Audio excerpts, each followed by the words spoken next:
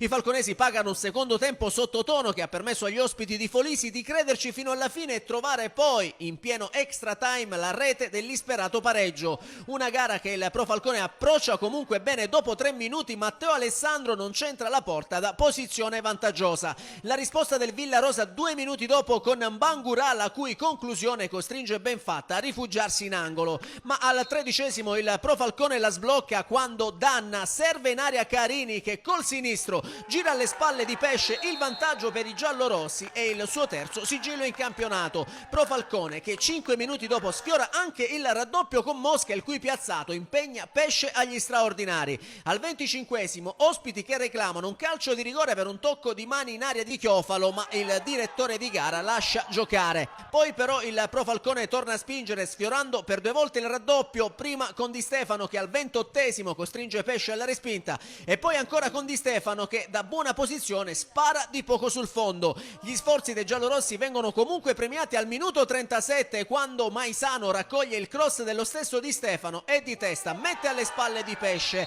il 2-0 per i suoi e che gli vale come primo sigillo in campionato. Lo stesso Maisano ad inizio ripresa viene toccato in aria da Allegra con l'arbitro che senza esitazioni concede il calcio di rigore ai falconesi. Dagli 11 metri Carini supera Pesce col brivido mettendo a segno così il 3-0 e la sua doppietta personale, ma da qui in avanti il Pro Falcone lentamente si spegne con il Villarosa che invece comincia a spingere e dopo il palo colpito da Vicari al 56° i biancoazzurri riescono in 6 minuti a mettere a segno 2 gol.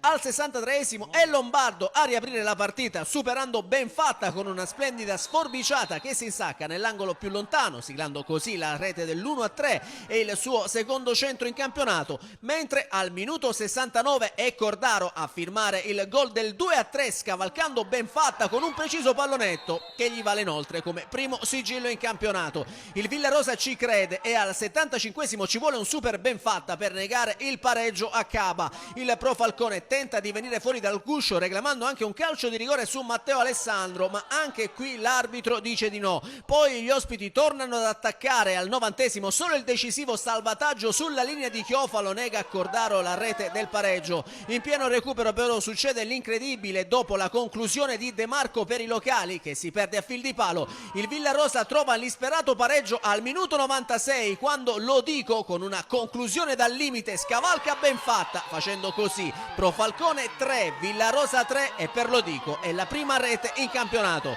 Finisce così il Pro Falcone sale in classifica quota 9 punti mentre il Villarosa al primo pareggio esterno in campionato si porta a quota 11 punti.